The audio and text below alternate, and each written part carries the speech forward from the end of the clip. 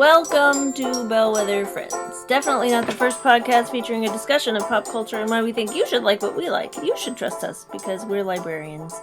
I'm Anna and my pronouns are she and her. I'm Aline and my pronouns are she and her.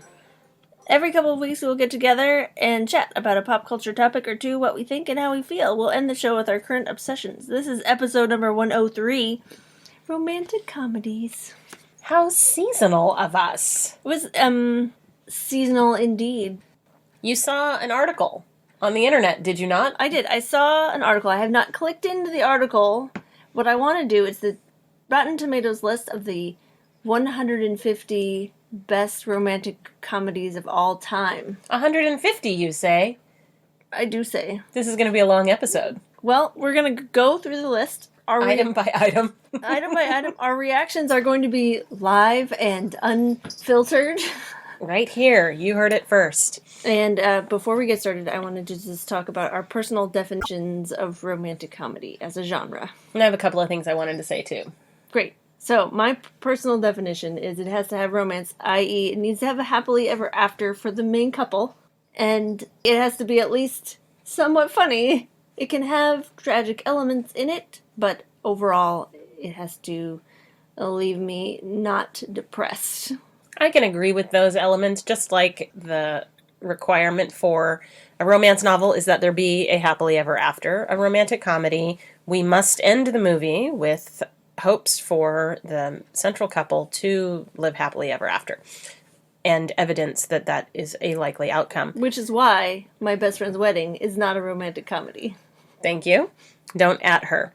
I think that it also needs to be funny, yes, and just to add a little bit of information, I know that as we're going through this list, I am going to have some reactions to some of these that are like, I loved it when I saw it as a teenager, and it is extremely problematic now, or, boy, I really don't like this one because it doesn't seem to like its characters very much. Right.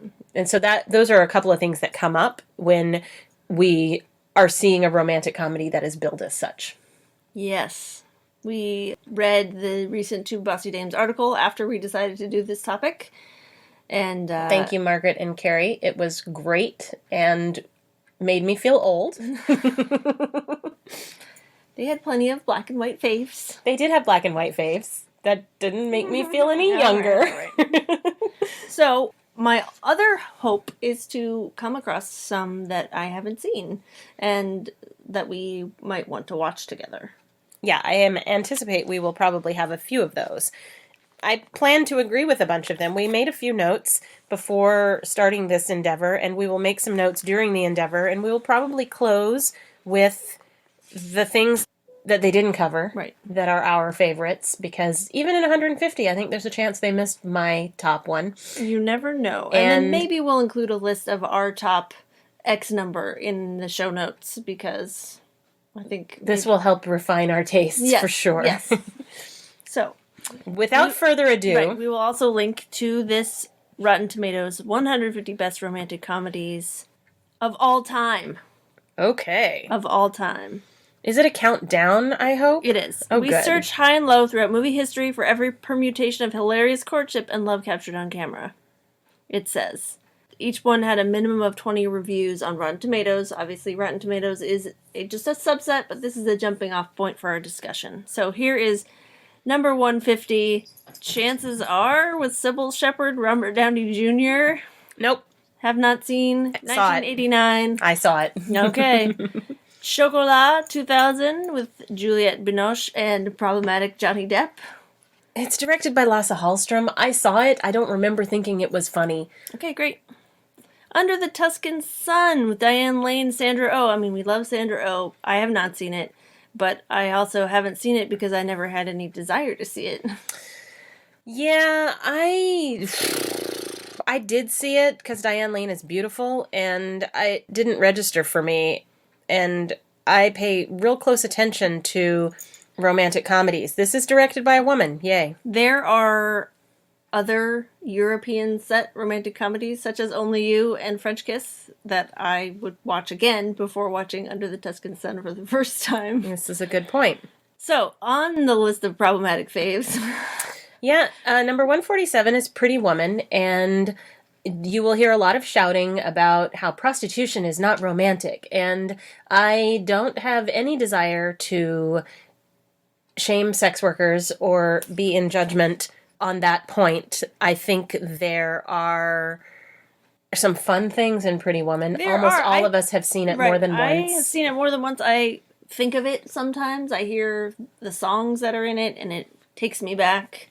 I think that the magnetism of 1988 to 90 Julia Roberts is indisputable. Yeah, singing along to Prince in the bubble bath or whatever. She's just adorable. So, and Hector Elizondo's stuffy hotel guy is just chef's kiss splendid. And Richard Gere is just getting into his like slightly silvered. Yeah, he was silver foxing it up a little bit. And his like reserve and his there were things about it that were loved. All your faves are problematic. So yeah. So the next one, 146, is the 1995 remake of Sabrina with Harrison Ford. And I know this is problematic because he was like, 60 and Julia Ormond was, I don't know, 25 or whatever. But it also had Greg Kinnear, and I remember liking it. So I loved the 1954 Sabrina, and so I saw the 1995 Sabrina in the theater because I love Harrison Ford, and Julia Ormond is extremely beautiful, and there's a lot of like beautifully lit shots of her, and it's very loving. It wasn't very charismatic. No, it's a little flat. I think maybe I should see the original Sabrina. I don't think it's funny. You haven't seen it? No. Put that on the list. I think we should see it. Because it wasn't at my library. Because in 1954, coming home and like the chauffeur's daughter going off to finishing school and coming home, it's like historical romance. Right. It makes a little more sense than it does in 1995. So, 2007's music and lyrics with Hugh Grant and Drew Barrymore, I have not seen. I have seen many a romantic comedy with Hugh Grant. I think that Drew Barrymore breathing fresh air into the life and career of a washed-up songwriter, as this description indicates, is a cute premise. I remember watching it and not hating it and not going back to it. Yeah.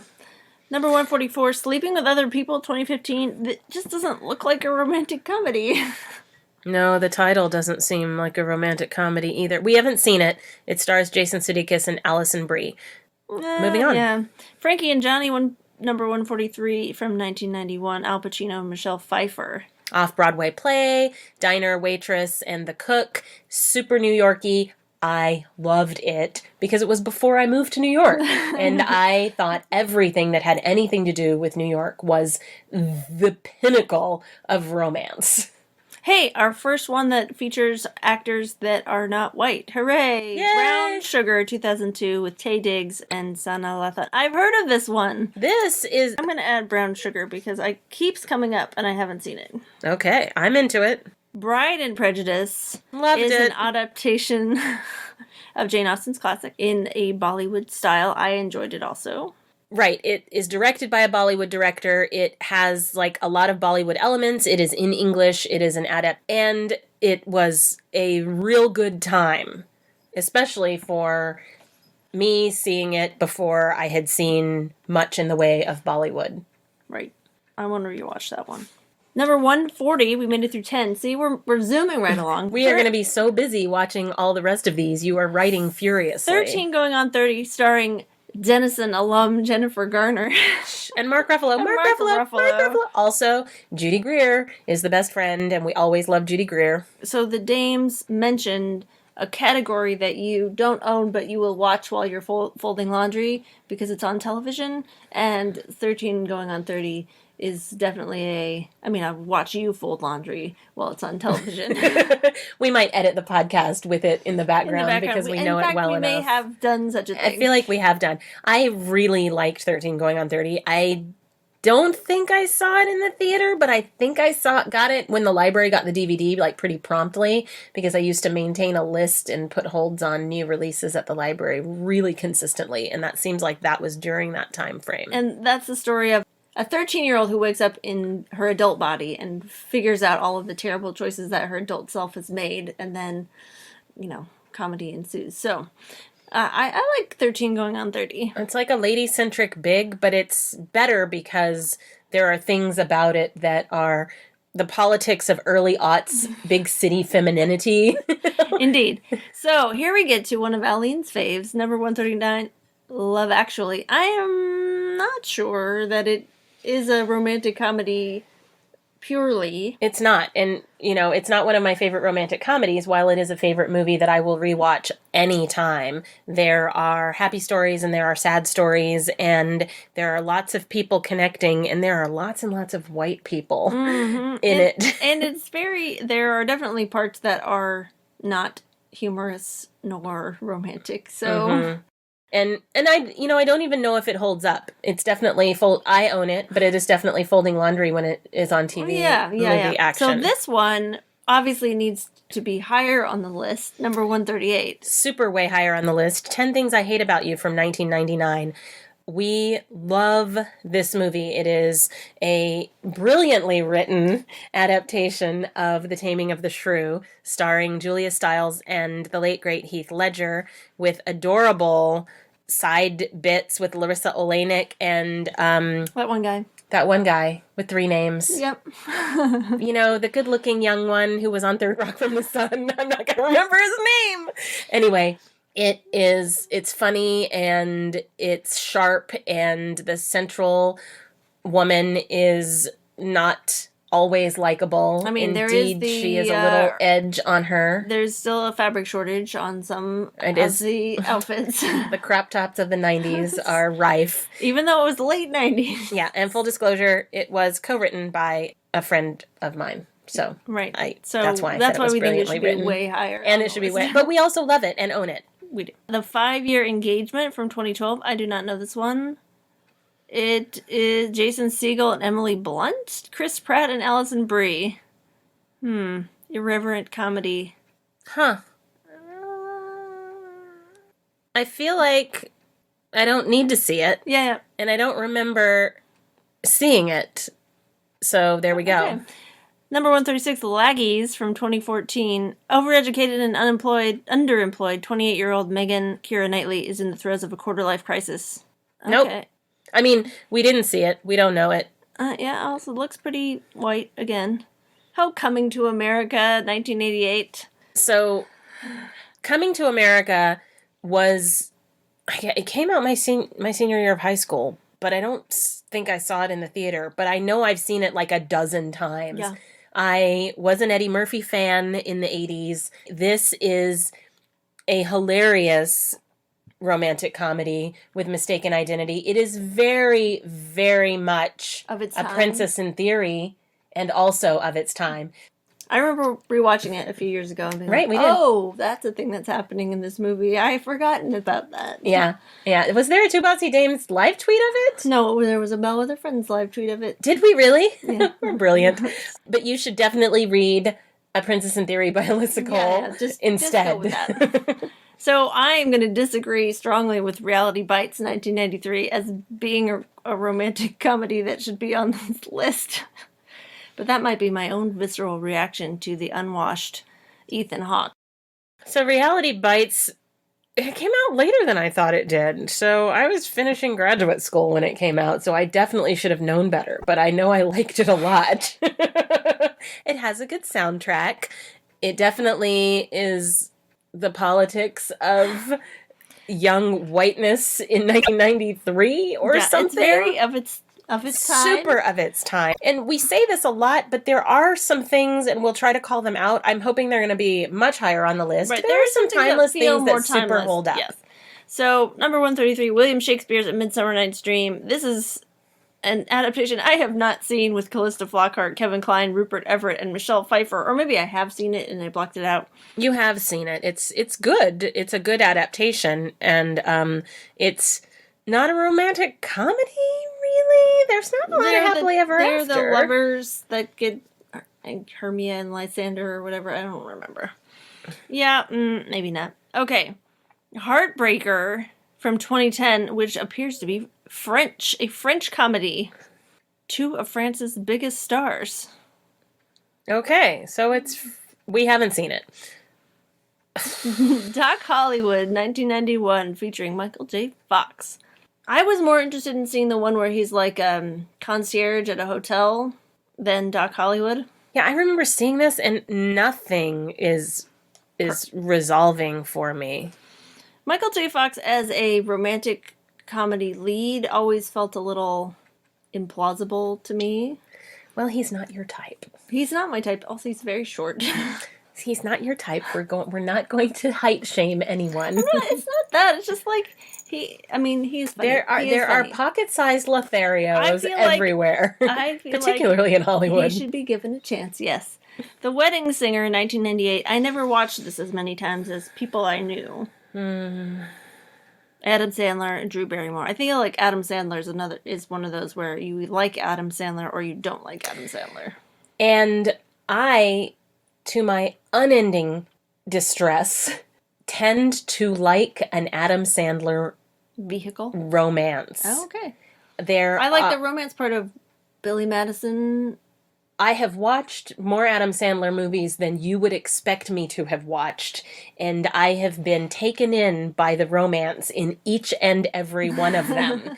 And it is not shame, it's just sort of confusion. What's happening? When I see one of these, because I would, I'm a good sport, I will see something with a companion, and then I would be like, See, those weirdly, movie producers that insert a romance into something else so that they're onto something. So that ladies will want to see it. Yeah. They're not wrong. Mm-hmm. Fever Pitch, 2005, adapted from Nick Hornby's book. So there's a UK version that is about the footy instead of the baseball. Right. So this, you would think it'd be right up my alley. It's got Drew Barrymore, Jimmy Fallon. He's a Red Sox fan. Yeah.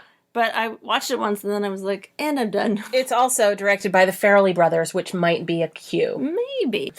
So I saw it, and I think that Drew Barrymore and Jimmy Fallon are cute. And I didn't see it again. It's missable. Tin Cup, 1996, with Kevin Costner as a golf pro and Rene Russo.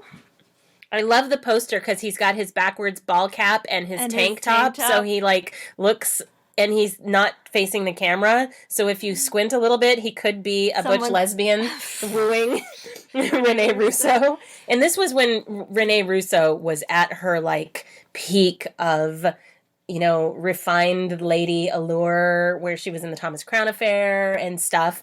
Tin Cup was cute. I saw it. I haven't seen it, even though it's got a sports angle. Right? I would think you would see the sports angles. I don't think I like Kevin Costner. Okay. Friends with Kids, 2012. It's got Adam Scott in it. So I saw this. It's got Jennifer Westfeldt and John Hamm, the previously a couple, and Kristen Wiig. It's clever and sharp, and it's also not very kind to its characters. Okay. And so it doesn't work for me. It's a little scathing, and I think that it's mostly at a dinner party with these three couples, and it just, no. Number 126, Zack and Miri Make a Porno, 2008, Seth Rogen and Elizabeth Banks. Cuter than you would have expected it to be. Kevin Smith. That makes sense. All your faves are problematic. He can occasionally do something romantic in his movies. You've Got Mail, a remake of a remake. Tom Hanks and Meg Ryan. I prefer an earlier version of this. I still don't love the part where you have people who've been corresponding and one of them finds out who the other one is and doesn't let on that they know and continues trolling them. Like that. That makes me not like You've Got Mail as much as other Tom Hanks, Meg Ryan movies. This was directed by Nora Ephron. It is set on the Upper West Side. It was filmed when I was living there. I remember walking down the street and being like, why have they wired orange leaves into the spring trees? Okay. There's some judgment about big box bookstores. There's definitely some judgment about big box bookstores.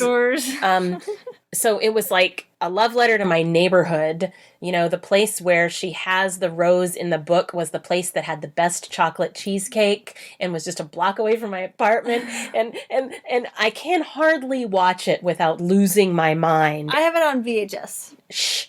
And it's cute and it's romantic. Parker Posey.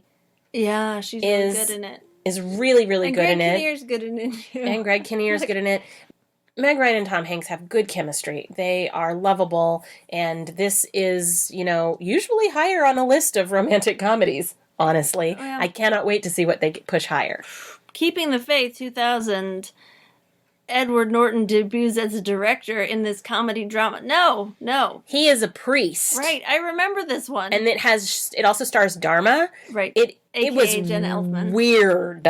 It was weird. And, I mean, no. Okay, so Benny in June 1993, I watched many a time. Johnny Depp and Mary Stuart Masterson. The soundtrack is the best. That's where I learned about the Proclaimers. It's great. It's great. Benny and June's soundtrack is great, great, great. This came out when I was in grad school. I remember seeing it in a movie theater. I think that they would cast it differently these days, should they remake it. Mm-hmm. It also had Aidan Quinn in it, who I will get to later. Oh, great. About Time, 2013, with Domhnall Gleeson and Rachel McAdams.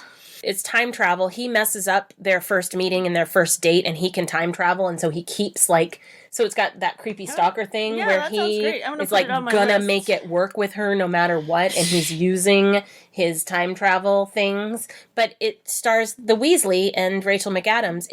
I'll watch it with you. Bill Nye in it. Yeah, I'll watch it with you. Hitch, 2005, with Will Smith and Eva Mendes. I have folded some laundry to this movie. I have never watched it. He's like a slick guy who, like, helps men get like their game. Kind of guy, he's not a matchmaker. Dudes hire him to get in there, to help them get in there. It's funny, and Eva Mendes is luminous. In and Out, 1997, Kevin Kline and Joan Cusack. I feel like this one was monumental in showing happy gay people. 20 years ago, yeah. It was revolutionary. Directed by Frank Oz, interestingly. Very interesting. I think I've seen it once. I don't have any... If I can remember lines from it, that means it was in the personal canon, which we'll have in a future episode. Right. Baby Boom, 1987, with Diane Keaton.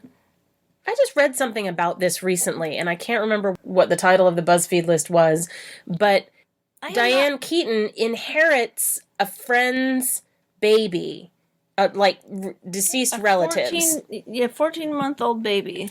And she is a career woman in the city, and she is not interested in giving up her life, and she is not interested in taking on motherhood, and it's an amazing Diane Keaton performance. I've never heard of it. You've never heard of it? Never even heard of it. Well, 1987, it was like before your time. And I think that I'm going to see if I can find the thing so that you can read the blurb and see if you want to see it. Celeste and Jesse Forever, 2012. Rashida Jones, Andy Samberg. I mean, I like Rashida Jones. I do too. I remember reading about this and not being that interested in it. And I see. They met in high school, married young, and are growing apart. I'm sorry. The sundering of a marriage is not romantic. Right. Or funny, usually. And the struggle of coming back around to each other is painful to watch. Yeah. So, Populaire, 2013, is number 117. Another French one. Also starring Romain Duris. I feel like we should try a French romantic comedy sometime. Well, I like Bernice Bejo, so I'm here for this one. Okay, I'll put that on the list. Definitely Maybe, number 116, from 2008. Ryan Reynolds, Rachel Weisz, Isla Fisher, and Derek Luke. I remember seeing adverts for this and being like, I want it to be a romantic comedy, but I didn't see it, so. Well, it's got our boyfriend and Rachel Weisz in it. Okay. Write it down. I like Isla Fisher, too. I think she's got some... daffy. Better Off Dead, 1985, is number 115. One that $2! Anna recites regularly. And I, in spite of my obsession with John Cusack in the 80s and 90s, I think I only saw this like once. But we own it on VHS. Great, Don't but worry. it did not get into my brain. It is flawed in a variety of ways. Right. It has weird animated sequences. Which are not bad, but they're pretty weird. They're very weird. It's got a foreign exchange student. Who is the cutest little button. Cutest. But it's got some great lines, and also he is trying to kill himself because his girlfriend is broken up with him. And he would be better off dead. Right. So, again, it's flawed, but charming. The next one should not be on this list. As we already mentioned, My Best Friend's Wedding from 1997. Moving right along. Something's Gotta Give, 2003, a romantic comedy featuring old people. Which I saw and I thought was a little bit charming, but here's the synopsis. Harry Sanborn, Jack Nicholson, is a perennial bachelor who only dates women under the age of 30. Now, he ends up with Diane Keaton because she's the other person, but that whole premise is no good. Watch it for the Nancy Myers-ness of the beautiful houses and the layered linens on Diane Keaton. The costuming. 12th Night, we own this on VHS also. So 12th Night is the this is the cross-dressing twins. Right, Shakespeare, Helena Bonham Carter, Richard Grant, Nigel Hawthorne, Ben Kingsley. Imogen Stubbs is also, she's the blonde one. Right. Yeah. So that's a good Shakespeare adaptation, which we still need to watch together. Yes. The next one, 111, is Sleepless in Seattle, which is Tom Hanks and Meg Ryan being charming. Watching it with me involves a whole lot of, she parked in this neighborhood and ran across the street to another neighborhood, which is a challenge. Yes. But, like Margaret and Carrie said in theirs, this is a lovely romantic comedy that also has a lot of stalking, and the leads only have a few minutes of screen time together. That is the main problem, but it has such good supporting cast, like Rosie O'Donnell and Bill Pullman and Gabby Hoffman and the kid. Tom Hanks' wife. Tom Hanks' wife? Rita. Oh, is she in it? Yep. Oh, that's nice. I'm like, his wife is dead in the movie, but you're talking about Rita Wilson because she is one of the people. So this is one that I quote frequently. Yes. I can't not. It should probably be higher than 111, but it does have some structural issues. What If, 2014, is number 110. The story of a medical school dropout who's been repeatedly burned by bad relationships. Daniel Radcliffe? It's also got Adam Driver in it. Oh, Adam Driver and Daniel Radcliffe? Yeah, that ought to be an interest. I wonder if they have any scenes together. That would be great. I'm curious. Mighty Aphrodite. Directed by Woody Allen. Enough said. Okay. My Big Fat Greek Wedding. I loved My Big Fat Greek Wedding from 2002, and we watched the sequel as well. And we watched My Big Fat Greek Wedding just before seeing the sequel in the theater, and it held up for us. Yeah. Nia Vardalos is so charming. And Chris in the Morning, we like his dad vibe a lot. Yeah. Even when he's just got a laid-back vibe. Not dadding it up. So, I have not seen number 107. I didn't realize that you had not seen Muriel's Wedding. You need to add this to the list because the friendship between Toni Collette and Rachel Griffiths is worth it. There is ABBA lip syncing in costume, and that's why I say, oh, Muriel, so often. Yeah. I don't think your name is Muriel. You say I'm terrible or whatever it is. Muriel, you're terrible. It is Australian. It is white. It is 24 years old, and I liked it. Nick and Nora's Infinite Playlist is based on a book by Rachel Cohn and David Levithan, starring Michael Cera and Kat Dennings. I haven't read the book, and there's something about Michael Cera that I don't find appealing, so I don't usually watch him. Okay. It could be because he's a man. I know. He's not your type. It's hard to You please don't me. like little pale pocket-sized dudes. Okay, this is what we're learning from this list. Right. I have read and seen Nick and Nora's Infinite Playlist, and they winkled their way into my heart, and I don't think I need to revisit them. No, I don't think so either. Oh, good. Wedding Crashers. I would not call this a romantic comedy, because it's mostly about annoying guys crashing weddings. I have no argument with that assessment. Number 104, Pretty and Pink, has a great soundtrack. It has an excellent soundtrack. It has a discussion of class issues. It has class issues. It is the John Hughes movie that is not a John Hughes movie. Right? And it is not. She ends up with the rich dude instead of her quirky best friend. Which I like because he annoys me. And his character annoys me. You don't like Ducky? No. Which is fine. We all have different responses to things. There are elements of the Molly Ringwald character where, you know, she is poor and she wants to be in with these rich kids and everyone, it's... I haven't seen it for quite a while, but when I was watching and rewatching Say Anything and 16 Candles, I was not watching Pretty in Pink repeatedly.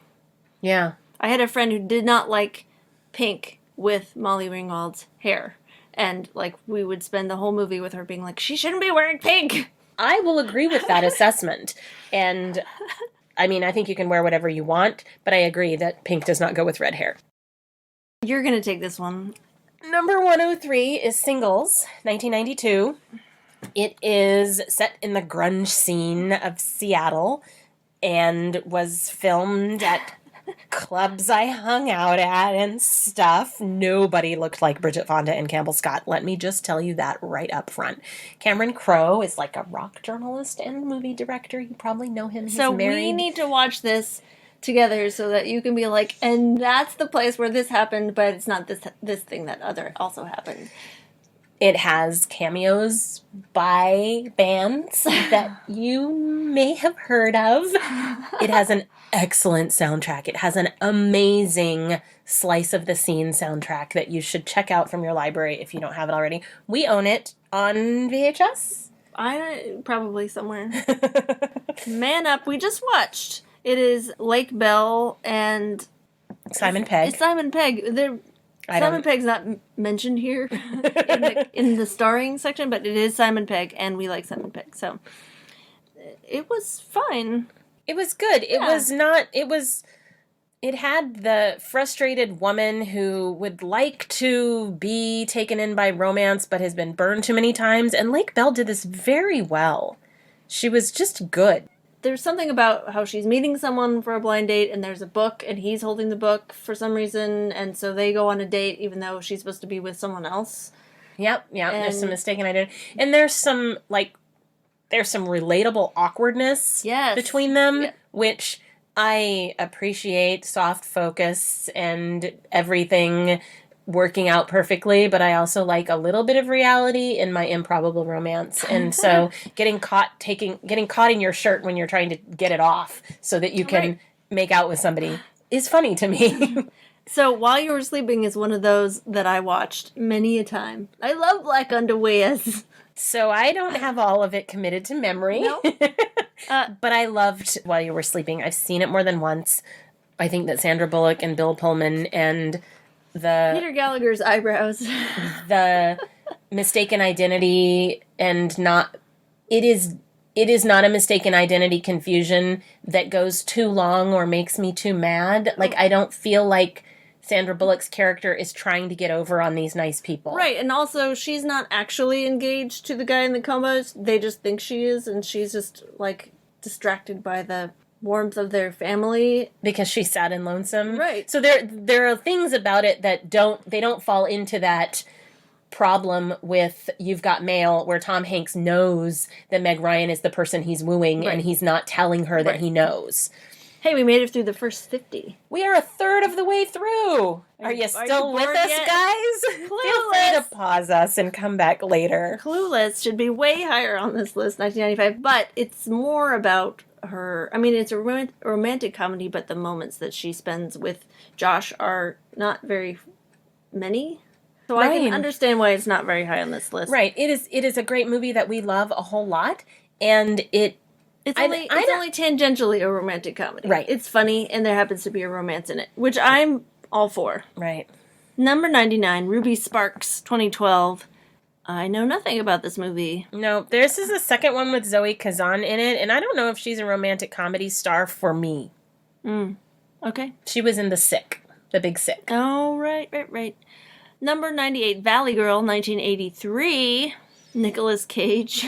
Directed by Martha Coolidge, this is widely recognized as like the first of the 80s teen comedies where it was getting... I haven't seen it. It is about Valley Girls. Oh, okay. Yeah, as the title might indicate. And Deborah, Deborah, you never really has saw... watched it? Possibly. You never saw Deborah Foreman again. I mean, she was in stuff. But Elizabeth Daily, who was Dottie in Pee-wee's Big Adventure and was also a Riot Girl before there were Riot Girls, she's in it. Crazy Stupid Love, 2011, number 97. Steve Carell, Ryan Gosling. Oh, this is the one where Emma Stone and Ryan Gosling do the Dirty Dancing jump. Oh, yeah. He is a player, and this one says something about unabashed sweetness and its terrifically talented cast. And I remember Crazy Stupid Love not liking its characters very much. Yeah, okay. I love Cold Comfort Farm. This is another one that Anna quotes 1995. all the time. There've always been stargazzers at Cold Comfort Farm. Bring me my Liberty bodice. Yes. And the elastic-sided boots. There's something in the... There's something nasty in the woodshed. There's something nasty in the woodshed. Yeah. So I saw something nasty in the woodshed, technically. Okay. Kate Beckinsale, Rufus Sewell. It's beautiful. It's lovely. It's also a beloved book. Yep. Give it a go Period, if you haven't tried it. Again, the romance is subsidiary. What's the word I want? Subjugated by the central woman's story? It's mostly a story about her going to live in the country and not a story about her romance, because she and her main romantic partner aren't together most of the time. Yeah. So. Number 95 is Me and You and Everyone We Know, adapted from Miranda July's short stories and directed by Miranda July. We have it on the shelf over there, and we have owned it for a very long time, and I have never watched it. Okay, I'll add it to the list. The next is Bridget Jones's Baby, the sequel to Bridget Jones's Diary. We saw it. We had feelings about it. You can hear it discussed on a past episode. No, I'm going to say no. Unless they all end up together, no.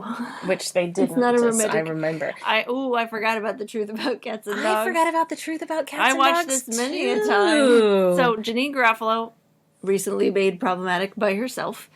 Uma Thurman, and, a guy that they're both interested in. Ben Chaplin is, he's like a less bristly Peter Gallagher. He's got eyebrows. But it's like a Cyrano story with pets. Mm-hmm. And Uma Thurman is just really tall. Uma Thurman is really, really tall, and Janine Garofalo is short and dark. And I remember loving it, and I am afraid to go back to it. I'm afraid to rewatch. I really loved it as well. I'm not, Let's not put it on the list. Don't.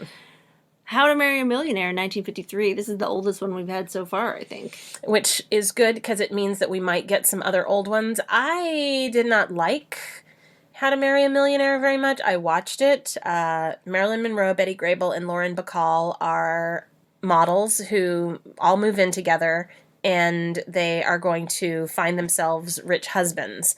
And their household sounds like a whole lot of fun if you would just leave out the dudes.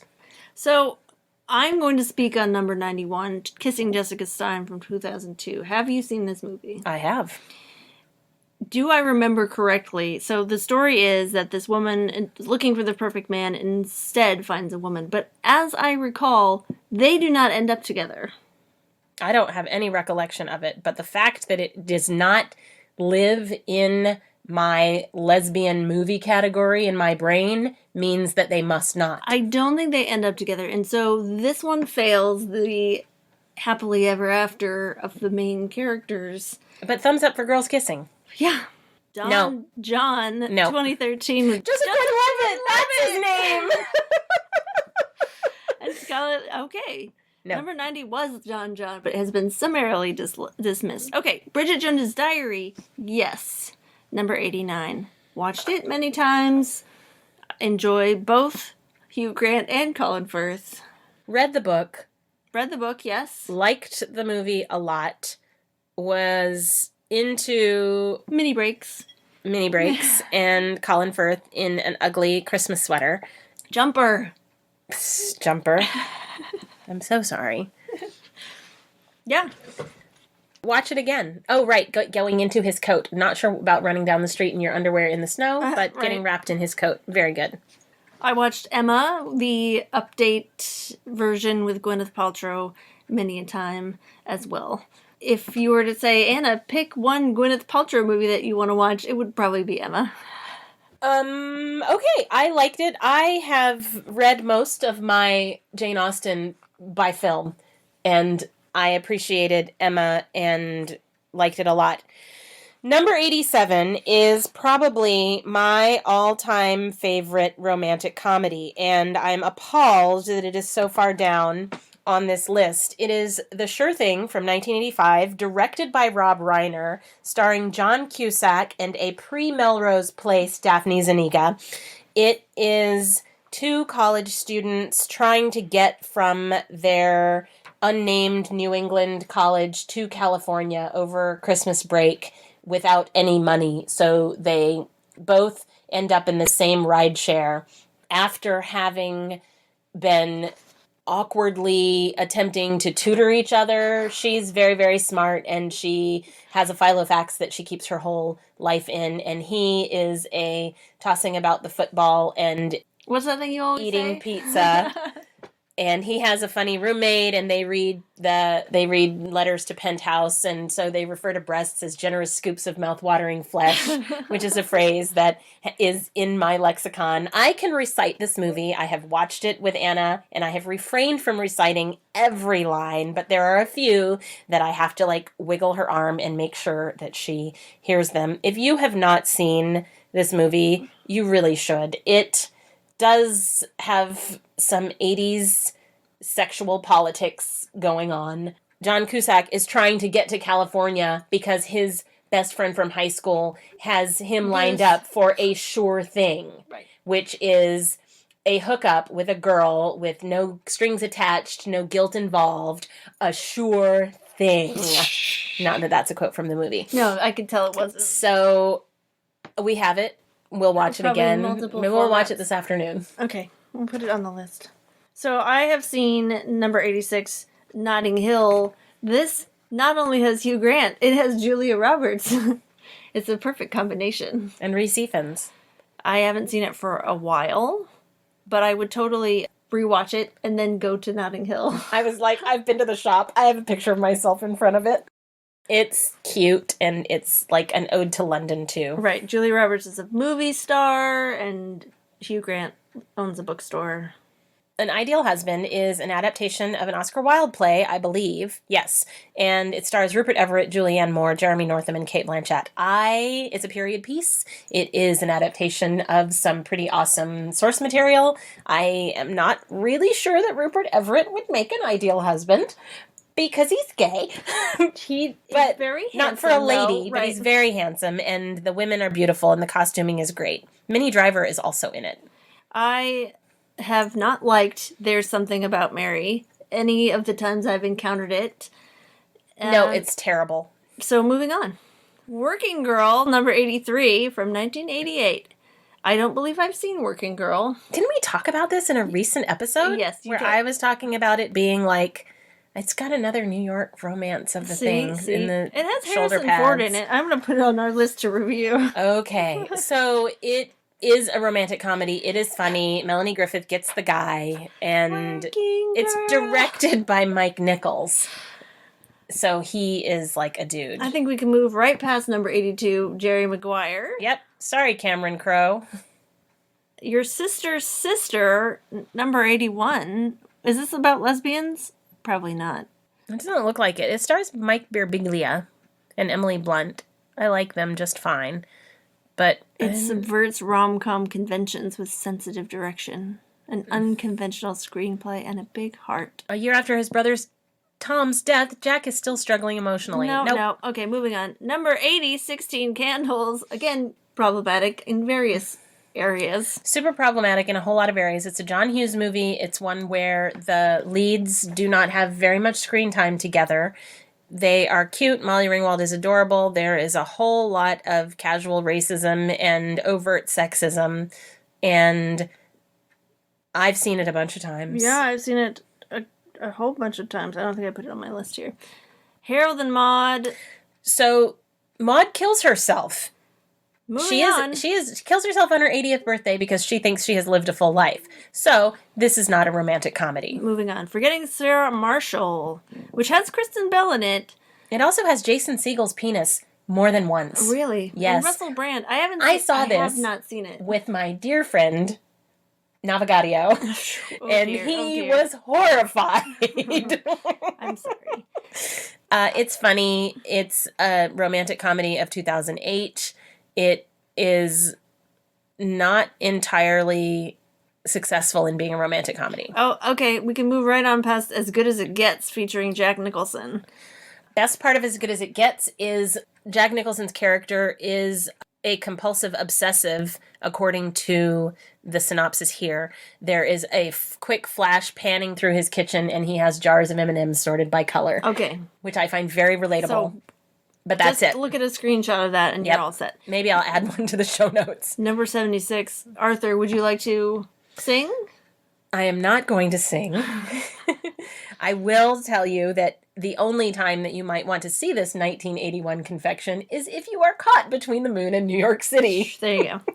Italian for Beginners, 2001.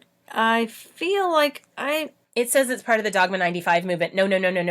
There is no romance and no comedy in the Dogma movement. Okay, Back in Time to the 7-Year Itch, featuring Marilyn Monroe and her dress blowing up. So Billy Wilder directed, and Billy Wilder is amazing. The 7-Year Itch is very much of its era. Tom Ewell's family is off to summer vacation, and he is alone in the city weaving fantastical fantasies about the girl in the apartment down the hall or something. And so it's super problematic and funny. Okay. So maybe more comedy than romance. The Importance of Being Earnest. Another adaptation of an Oscar Wilde play. Yep. But this one was done in 1952. This has Michael Redgrave as Jack Worthing. So The Importance of Being Earnest, it is to me an entire play based on the one scene in My Fair Lady where Audrey Hepburn is having tea with Henry Higgins' mom, expanded into a play. No to number 72. The 40-Year-Old Virgin. Even though we love Catherine Keener, we will move right along. Love in the Afternoon, 1957. Also no, because a 20-year-old Audrey Hepburn is hooking up with an 80-year-old Gary Cooper. But Billy Wilder... Number 70, Roxanne. Now, I got this one from the library on multiple occasions. This is a real Cyrano with the long nose action. Steve Martin being very charming. He had a little romantic comedy streak there. Daryl Hannah. I saw it. I saw it too. I just wouldn't put it over 10 Things I Hate About You. No. For example. If you're going to talk about just to pull out adapting classic texts. Right, exactly. Right. 500 Days of Summer, I don't think that ends well.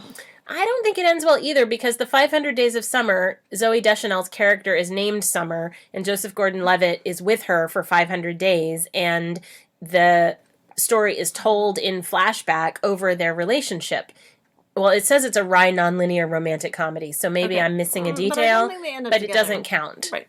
So, Much Ado About Nothing, the Joss Whedon adaptation, number 68, I'm going to say, just please watch the better Emma Thompson, Kenneth Branagh version. Yep. I did not hate the Joss Whedon version. I still think that Kenneth and Emma are just luminous. Right. Crossing Delancey, 1988. I missed this one.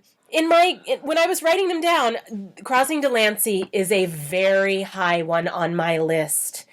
Amy Irving, former wife of Steven Spielberg, is a bookseller in New York, and Peter Riegert is a pickle salesman on the Lower East Side, and it is... Wait, is it New York It is New York. Hey, it's a New York romance. It is probably also part of why I lived in New York, why I moved to New York, because I saw it in 1988 when I was a senior in high school. I probably watched it from the library in college. I need to go find me a pickle salesman. The characters are Jewish. They are recognizably, culturally, and ethnically Jewish, and this is not super common in this genre. Yeah. And it is so good and so romantic that she thinks she's in love with this jerk writer because he like charms her, but anyway, you wrote it on the list. We need to get it from the library and watch it. Okay. This next one I was afraid would be on this list. This film by Kevin Smith came out in 1987. It is called Chasing Amy. It is not romantic, and it is not that funny. And those of us who are lesbians do not like this movie. Because Amy is a lesbian who is converted by the love of Ben Affleck. Briefly. So they don't even end up together. Right. And it's definitely about Ben and his feelings and not about Amy. And it's not that we don't think that women can have fluid sexuality. It's that it's Ben Affleck and it's not about Amy, it's about Ben. So well, Ben is chasing Amy. Right. So but it's not a romantic comedy by any measure. Sorry, Kevin Smith. Not sorry. Here's the better Much Ado About Nothing, which is rightfully placed above the other Much Ado About Nothing at number 65. Kenneth Branagh. It's a classic. Both of them are very true to Shakespeare's text. Yes. The dialogue is what Shakespeare wrote. Even the contemporary Joss Whedon version uses the language. And they are great. I am a huge fan of watching Shakespeare adaptations on film because they are accessible to people and the works are meant to be seen rather than read. Maggie's Plan. Greta Gerwig. 2016. We don't know anything about this one. Ethan Hawke. A young woman longing to start a family. Complicated love triangle. So every time these critics consensi say that this film gives romantic comedy sensibilities a smart subversive twist, That's not what I want. That's a red flag for me. I'm not into. I want it to be good, but not twisty. How about romantic and comedic and stop twisting? Oh, Splash. Splash. So Splash was on the early end of Tom Hanks's romantic comedy run. Yeah. Daryl Hannah as a mermaid. I watched it. I remember seeing it. I don't remember anything about it. Directed by Ron Howard, one of his early outings. Hey, it stars Eugene Levy, too. So, oh my goodness. The cool thing is that it opens with a flashback, and so Tom Hanks falls overboard and is rescued by a mermaid, and then she turns up 20 years later in his life. And so I like that that fairy tale element. Mm-hmm. And it's cute and weird, and it's definitely of its time, and I am not going to revisit it. Yeah, I don't think we need to revisit. Purple Rose of Cairo, 1985, directed by Woody Allen. Next. Moving on. Breakfast at Tiffany's. Again, this is not a romance. It is not. Moving on. Pat and Mike. Spencer Tracy, Katharine Hepburn. Sports. And sports. I'm not sure. Maybe I've seen this once, but I should see it again. Pat and Mike. Katharine Hepburn is a college PE teacher who enters a golf and tennis contest. And he's a reporter, right? And I think he's a reporter. And anyway, it's sports comedy. George Cukor. Yeah. Yes, we need to revisit that one. The American President is number 59. Michael Douglas and Ed Benning. So this is directed by Rob Reiner as well. Michael Douglas is a single president he's widowed, who begins to woo Annette Bening. It was an early outing in a grown-up romance where they weren't 20 and they weren't like in college or immediately out of college. They were grown-ups. They had dates. It's not terrible. Number 58, The Heartbreak Kid from 1972. Charles Grodin, Jeannie Berlin, Sybil Shepherd. It looks like it has a sports thing. Oh, wait. While on his honeymoon, a new husband finds himself attracted to a wealthy, gorgeous woman he meets along the way. No. Pillow Talk with Rock Hudson. Sorry, I almost said Dean Martin. Rock Hudson and Doris Day. I think I saw this once I think I mostly didn't see Doris Day movies. Okay. What's Up, Doc? 1972. Barbara Streisand and Ryan O'Neal. I think this was mentioned in The Two Bossy Dames, wasn't it? So it's a screwball comedy with Bringing Up Baby as its blueprint. And I don't think I've seen it because Barbara Streisand and Ryan O'Neal are not... I mean, it was made in 1972. At that time, they were a hot combination. It is directed by Peter Bogdanovich of problematicness, so we'll consider the possibility. Hey, number 55 is the original Sabrina, which I already talked about. Great. Number 54, and despite Dame Margaret telling me to watch this How many times? number of times, I have not seen Amelie. I think we've talked about this, and I said that I was not going to use up one of my tickets of getting you to watch a movie on Emily. That's still Margaret's ticket. It's just not punched yet. Okay, all right. I just am like, I will watch Emily with you. I've seen it. I thought it was charming and adorable, and so I am super, super sucked in by a setting, and it's a beautiful love letter to Paris, and we could watch it for that alone. Okay, Trainwreck, 2015, with Amy Schumer and Billy Hader. I feel like the romance is there in this one, but since I like LeBron James the best in this movie, I feel like it's not really doing it for me as a romantic comedy. I'm glad it made it into the top 100. I think there are some things in it that are good. I like the Bill Hader, like, being into her when she is trying not to make it not work. Right. There are things in a romantic comedy that I am really turned off by the woman needing to make herself worthy of the man. Right. And I'm charmed by that element of Trainwreck where Amy Schumer is like, I am not trying to get you. This is me. Right. And he's like, I'm into you.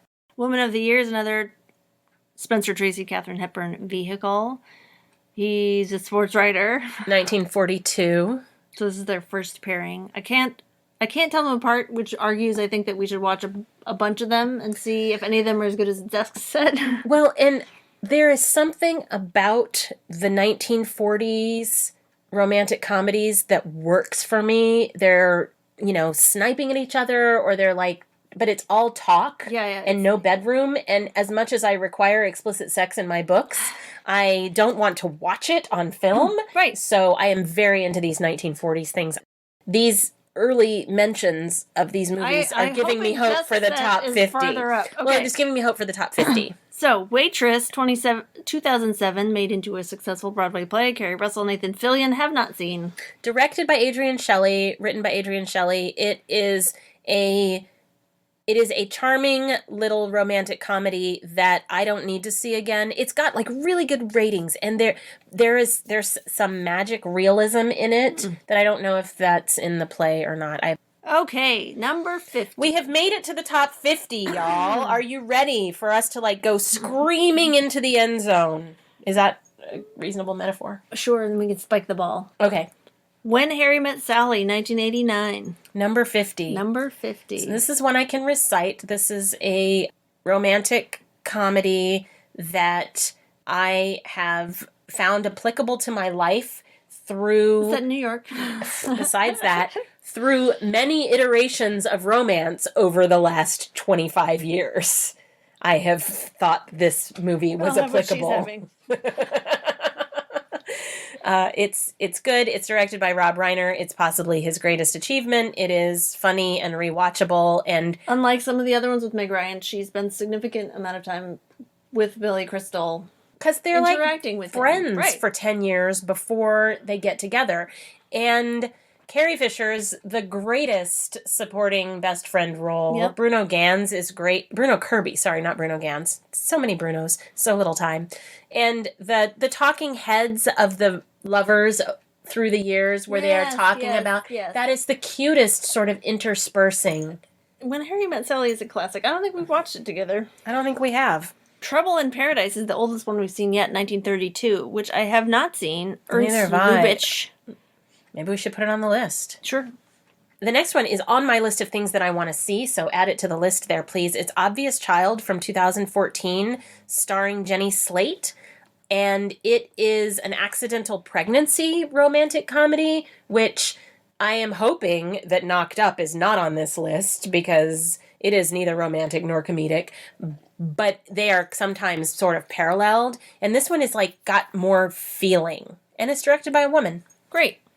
Belle Epoque, The Age of Beauty, another French one, we again guess? With Looks like it might be Spanish. Maybe Spanish. It's got Penelope Cruz. And Fernando Fernan Gomez. Okay, I mean, I don't know. Oh, LA Story. This is another Steve Martin vehicle from 1991. And I had a friend who really wanted me to see this, and then I saw it, and I can't remember one thing about it. so Sarah Jessica Parker is his love interest, and she is like a roller skating car hop. And Victoria Tennant, who Steve Martin was with at the time of the making of the movie, is like his grown-up lady friend. I liked it. And I saw it in college. And I have no idea if it holds up. It was 1991, but I liked it. Hannah and Her Sisters, number 45, is directed by Woody Allen. Moving on. Despite of my watching of John Cusack's, I have not seen number 44, High Fidelity. Based on a Nick Hornby book, Rob Gordon is the owner of a record store who likes to make lists. Of course, this is a way that he judges whether a woman is worthy, is if her top album lists are good. It's directed by Stephen Frears, who has directed some really good movies. It says it's a biting romantic comedy. It doesn't like its characters that much, but I liked it. It's John Cusack. And books made into movies, if there's like a... Right. means there's a story. Right. Appropriate Behavior, 2015. Desiree Akhavan, being part of a perfect Persian family. That sounds interesting. It does. We should check on it and see. Number 42 is widely recognized as a very beloved romantic comedy, Moonstruck, from 1987. We did the Two Bossy Dames live tweet of it, and we enjoyed it. And I still don't like Nicolas Cage's chest hair. Right, it deserved its own billing. I liked Cher. I'm glad she won an Academy Award for it. It was enjoyable, and there was romance and comedy. Do much worse. Yes. Miss it, New York. The Wedding Banquet, Ziyan, 1993. Ang Lee's funny and ultimately poignant. That sounds... like they don't end up together? Well, it's gay, so we're into that. A gay New Yorker stages a marriage of convenience with a young woman. I don't remember seeing this one. Really? Right. I saw it in the theater. Well. I lived really close to an art house. So this one, however... yeah! This is another one that Anna quotes all the time. Pam Shaw's broke both the legs, and I want to dance with you. Strictly Ballroom from 1992, directed by Baz Luhrmann. So colorful, so beautiful, so fun. Mockumentary style, romantic comedy with glittery ballroom dancing, Australian, just yes. Okay. Born Yesterday, 1950, featuring Judy Holliday, who I believe also did the stage version. I have not seen it. So it is the chorus girl. It says a strident ex-chorus girl. She is very grating, and she's like the worst of womanhood. She wants what she wants, and she talks really loud, and she drinks and smokes, and how could anybody love her? And he reforms her. Oh, well then maybe not. So it's 1950, but it's got some slapstick comedy elements. It was directed by George Cukor. I'm not going to dismiss it entirely. I'm just giving us some information about it. About a Boy is 2002, number 38, with Hugh Grant and Toni Collette and Rachel Weisz. I have not seen it. It is an adaptation of a Nick Hornby novel. Again, interesting theme. Hugh Grant is a Peter Pan kind of never gonna grow up guy, and he accidentally falls in love with the kid, but not in a dirty way. But he sort of builds this relationship with this lost, sad kid that he doesn't, and then he ends up with the mom it's funny and moving and will make you cry, and it's good. I liked it. Okay. Do you think I should see it? No. Okay. So why don't you speak on number 37? So number 37 is knocked up. I just said that I hoped that it was not higher than Obvious Child on the list, and it is. It stars Katherine Heigl and Seth Rogen, and she gets pregnant after they have a one-night stand, and of course he is just not what she is looking for, and he is not looking for fatherhood, and Judd Apatow, who directed it, does not seem to like either of them very much, and it has some of the hallmarks of a romantic comedy, and is just a no. I'm going to say also that Bridesmaids, number 36, is not a romantic comedy unless you're talking about the relationship between Kristen Wiig and Maya Rudolph. Yep. Who have the climactic scene together. Right, agreed. The Awful Truth, 1937, with Cary Grant and Irene Dunne. I don't think I've seen this one. I don't know if I've seen it. When we've seen a lot of Cary Grant movies, so it says that they are a previously happy couple who are coming back around, and so if they're doing it Philadelphia story-wise, then I might be into it. Okay. Enchanted from 2007, in which Amy Adams is a Disney princess who falls into New York City, is cute, and I'm not sure it's number 34. I haven't seen it. Four Weddings and a Funeral, again, it's got romance, but it's very sad in parts. Yeah, it's got a Love Actually kind of vibe because there are many characters. Right. And, Kristen Scott Thomas is in love with Hugh Grant and he ends up with Andie MacDowell. And it's just like, no, I like Kristen Scott Thomas better. This is not a romantic comedy for me. Dave is in the vein of American President, but I think a little funnier as far as I remember. Well, Kevin Kline and, yeah. Kevin Kline's Sigourney Weaver. You've got a president who is falling in love, which we like. Yep. I remember liking Shakespeare in Love when it came out. I watched it. Gwyneth Paltrow and the other finds. Yeah, I liked it too. Costume drama. Everyone has beautiful skin and teeth. For the 16th century is not super common. All of the clothes are very clean. But look, it's another number 30 is another Woody Allen, Manhattan, moving along. Silver Linings Playbook, I don't think is a romantic comedy based on the things I've heard about it. It is a romance. There are possibly a couple of laughs, but it's a hard road in Silver Linings Playbook. Number 28, Juno, with Ellen Page and Michael Cera. Again, Michael Cera is not my cup of tea.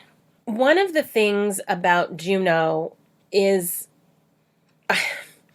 So, romantic teen comedies, they end with a happily ever after, and I'm usually okay with that. Where Juno and Michael Cera go through this whole thing and they kind of end up together, and at the end of it, I am mostly sort of like, nobody is still with their high school boyfriend. Where that is not the only thing that I think at the end of 16 Candles or Some Kind of Wonderful. Right. Play It Again, Sam, 1972. Starring Woody Allen and Diane Keaton. No. Say Anything. Number 26. Yay, Say Anything. Hey, that's set in Seattle, too. I gave her my heart, and she gave me a pen. I don't want to buy anything that has been sold or produced. I think sold or processed. Yeah, that whole thing is really great. And John Mahoney is a great dad. So, put Say Anything on your list if you haven't seen it. Love, Simon is on my list here, too. We love Simon. See previous episodes. Yep. Ninochka, 1939, with Greta Garbo. Ninochka, Greta Garbo is so funny. She is a spy. It's cute. See it. We should see it, because I don't remember enough about it. But its tagline was, Garbo laughs! Broadcast News. James L. Brooks.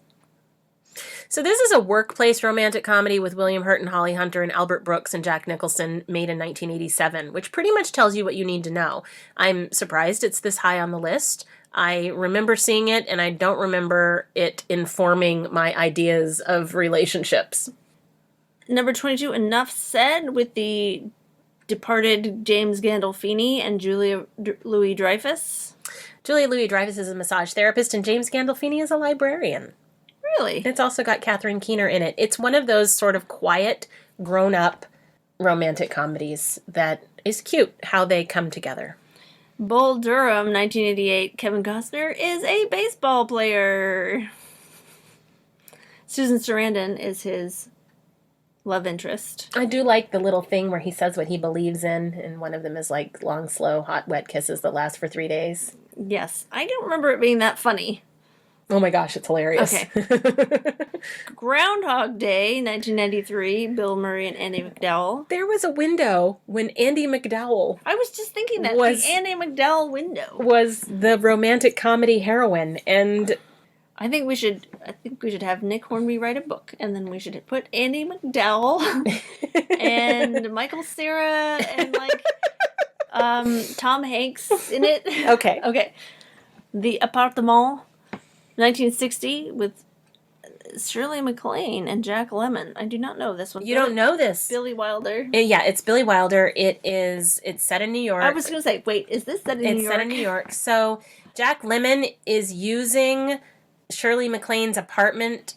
No, Jack Lemmon's boss is using Shirley MacLaine's apartment for assignations. It's got some sexual politics that are more relevant to 1960 than to now, and it's cute and funny, and Shirley MacLaine and Jack Lemmon are charming, and you have to put on your 60s your glasses? 21st century filter. You have to take it off. Okay. Number 18, Desk Set with Woohoo! Spencer Tracy and Katharine Hepburn, in which Katharine Hepburn is a librarian. And Spencer Tracy. Spencer Tracy's an efficiency expert. He's the IT guy who's going to replace Katharine Hepburn with a computer. Okay. Or is he? 1958, Indiscreet with Cary Grant and Ingrid Bergman. I don't think I've seen that one. It's good. Adds to list. Some Like It Hot, 1959.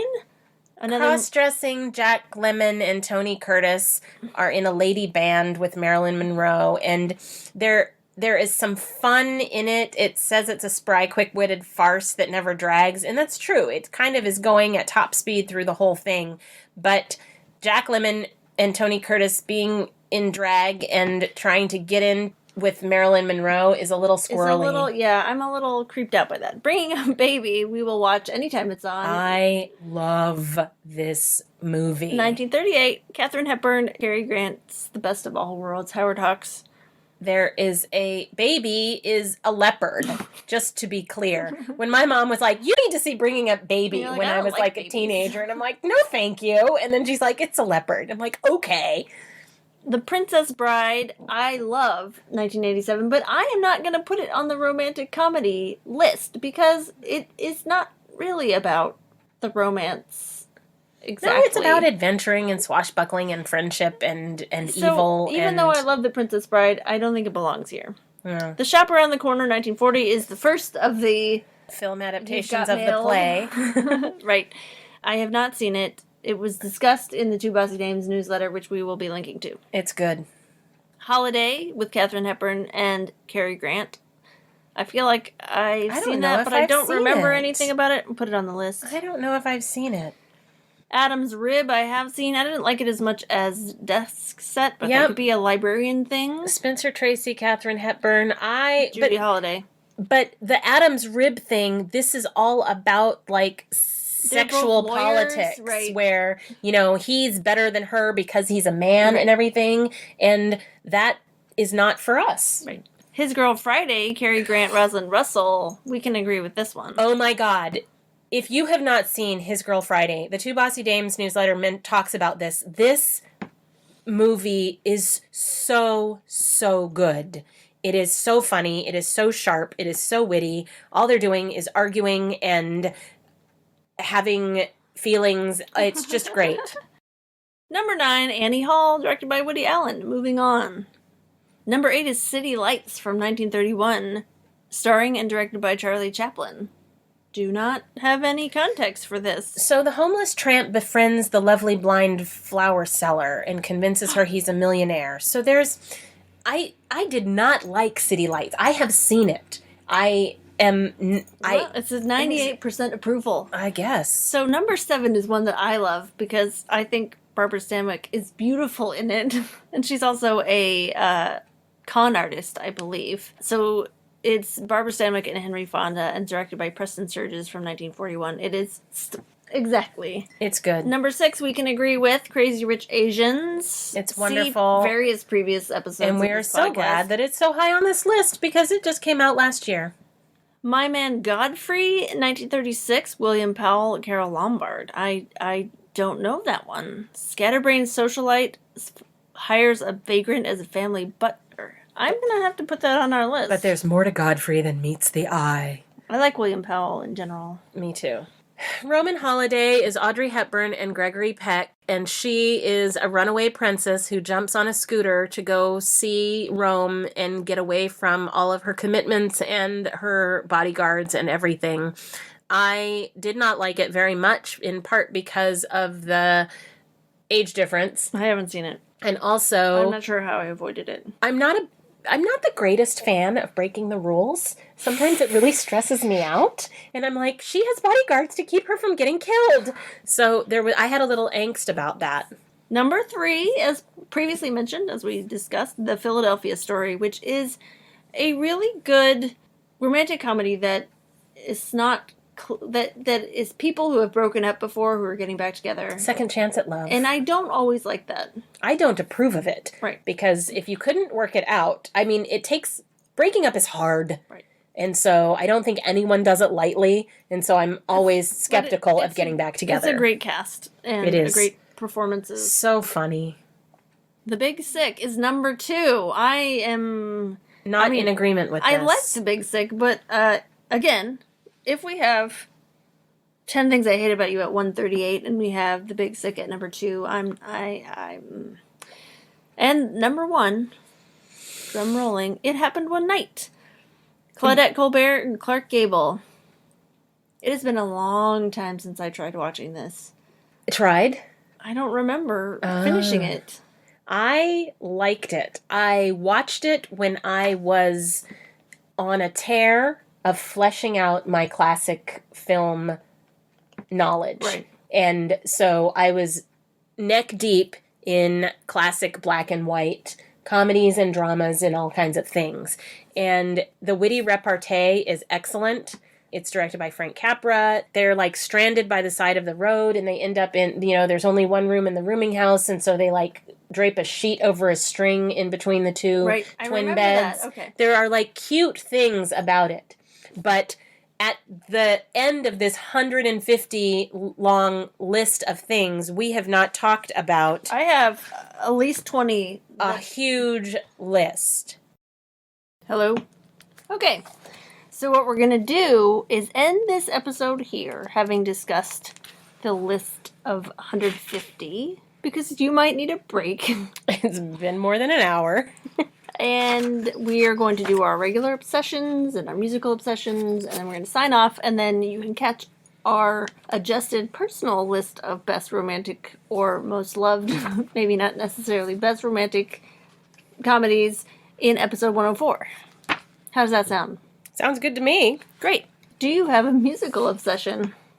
Oh my gosh, I have so many musical obsessions because we watched the Grammys. Yeah, we did. And I have all of the musical obsessions that are not entirely rational. They don't have to be rational. They're obsessions. Obsessions definitely don't have to be rational. One of mine is The Middle by Zed, featuring Maren Morris and Gray. I'm not sure who does what in that song, but I have it stuck in my head. Yeah, it's been stuck in both of our heads for a while, and so I wasn't going to try to take that one from you. I really liked Brandi Carlile's performance, but I don't really want to put Anguish on the Musical Obsessions playlist very much.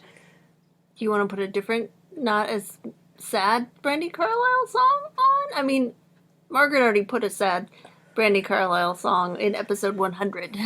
That's right, and that wasn't very long ago. So I'm going to go with Havana by Camila Cabello. There was a really electrifying performance that made it sound really good, and I am all for Latin pop. And Ricky Martin was there? Yes, Ricky Martin was there. And they had this whole, like, set piece that was supposed to look like some kind of Havanan Rear Window or something. Sure. It was cute. Why not? I like dancing. I am going also with Rainbow by Casey Musgraves, and she may be pandering to me, but that's okay. Wait, are you allowed to have two musical obsessions in one episode? Yeah. Okay. Do you have any more? We saw a movie called Miss Bala. We did. Starring Gina Rodriguez, who we really enjoyed. The movie was a crime kidnapping movie with almost all brown people in it, and Gina Rodriguez is a Makeup artist. woman in distress who Yep. does not require rescue. Yeah, she's good. There's so many good things about it. And over the closing credits, there was a song called Call the Shots by Leslie Grace that I enjoyed because it was talking about ladies being in charge. Yeah, I'm for it. Yeah. Do you have a non-musical obsession? Well, I have a lot of non-musical obsessions. Do you have a non-musical obsession? Sure. I am going to talk about a book I am reviewing for Booklist called Star-Crossed by an author calling herself Minnie Dark. It's a pseudonym so that she, a university professor, can write this romantic comedy, I'm guessing. It's coming out in May from Penguin Random, Crown.